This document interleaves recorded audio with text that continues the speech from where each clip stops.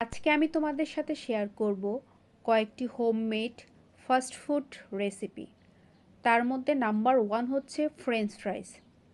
তো ফ্রেঞ্চ ফ্রাইয়ের জন্য আমি নিয়ে নিলাম লম্বা সাইজ দেখে কয়েকটি আলু এবং সেগুলো খুব ভালো করে ছোলা ছাড়িয়ে লম্বা করে সমান সাইজে কেটে নিয়েছি এবং তারপরে লবণ সহ পানিতে সিদ্ধ করেছি 10 মিনিটের মতো। পরে সেগুলো থেকে পানি যাতে পুরোপুরি ড্রাই হয় তার জন্য প্রথমে ঝুড়িতে রেখে পানি ঝরিয়ে পরে টিস্যুতে রেখে ফ্যানের বাতাসে শুকিয়ে নিয়েছি খুব ভালোভাবে, কারণ আলুগুলো ভালো করে ড্রাই না হলে ফ্রাইসগুলো মচমচে হবে না। তাই ভালো করে আলুগুলো ড্রাই করতে হবে। কড়াইতে তেল দিয়ে দিয়েছি। তেল খুব ভালোভাবে গরম হবার পরে আমি আলুগুলি দিয়ে দিলাম। 2 থেকে 3 মিনিটের মধ্যে ফ্রেঞ্চ ফ্রাইগুলো ভাজা হয়ে গিয়েছে। তবে মনে রাখতে হবে চুলার হিট কমানো যাবে না, কারণ ফ্রাইজ হাই হিটে কুক করতে হয়। আমি ফ্রাইজে কোনো মশলা ইউজ করিনি, শুধু লবণ ইউজ করেছি। ফ্রাইসগুলো দেখো কতটা মুচমুচে হয়েছে, খেতেও বেশ ভালো। তোমরা বাসায় এভাবে খুব সহজেই ফ্রেঞ্চ ফ্রাই রেডি করে মেয়োনিজ, টমেটো সস বা চিলি সস দিয়ে খেতে পারো। আশা করি তোমাদের কাছে এভাবে খেতে খুবই ভালো লাগবে। Number 2, potato wages. প্রথমে আমি আলুগুলি ছোলাসহ ওয়েজেস সাইজ করে কেটে নিয়েছি। তারপর লবণ দিয়ে পানিতে 70% সিদ্ধ করে নিয়েছি। তারপরে একটা ঝুড়িতে ঢেলে পানি ঝরিয়ে টিস্যুর উপরে রেখে ভালো করে ড্রাই করে নিয়েছি। তোমরা চাইলে এভাবে রেডি করে ফ্রোজেন করে রেখে দিতে পারো এবং যখন খেতে মন চাইবে তখন জাস্ট ফ্রাই করে নিতে পারো। এরপর আমি রেডি করে নিলাম পটেটো ওয়েজেস এর জন্য মিক্সার। তো দিয়ে দিলাম flour, cornflour, chilli powder, pink salt, জিরা গুঁড়া, ধনিয়া গুঁড়া, ব্ল্যাক পেপার আর সল্ট।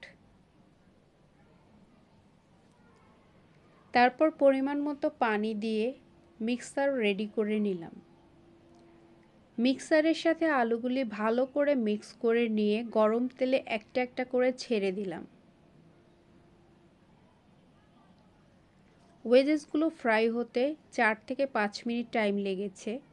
আমি পটেটো ওয়েজেস খেতে খুবই পছন্দ করি, তাই আমি বাসায় প্রায় সময় এভাবে ওয়েজেস ফ্রাই করি। ওয়েজেসের উপর সাইড মচমচে এবং ভিতর সাইড সফট থাকে, তাই খেতে দারুণ লাগে। আশা করি তোমাদের কাছে রেসিপিটি ভালো লেগেছে। তোমরা বাসায় ট্রাই করে দেখতে পারো।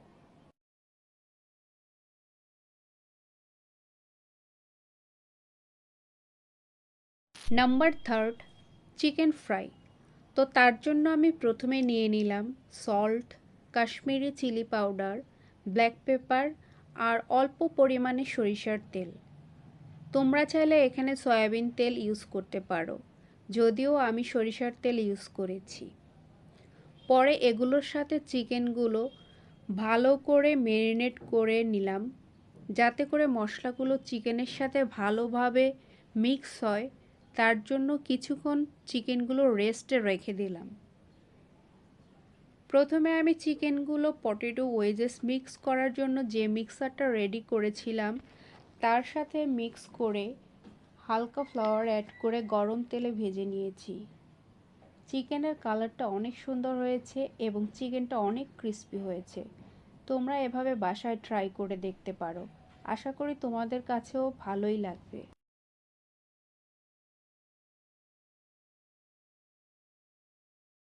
Number 4, chicken grill burger. তো তার জন্য আমি পাতলা করে চিকেন কেটে নিয়েছিলাম আর লবণ, soya sauce, black pepper, chilli powder, oil, আদা, পেঁয়াজ রসুন বাটা দিয়ে ম্যারিনেট করে প্রথমেই আমি চিকেনগুলো রেখে দিয়েছিলাম। আমার বাসায় যেহেতু গ্রিল মেশিন নেই, সেই জন্য আমি প্যানে হালকা তেল দিয়ে চিকেনগুলো লো হিটে কুক করে নিয়েছি।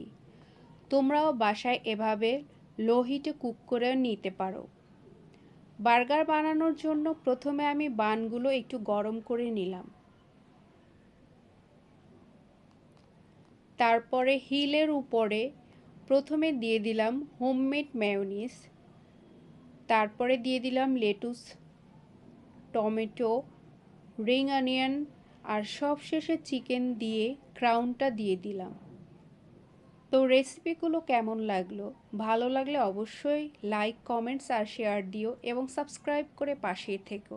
Thank you for watching my video.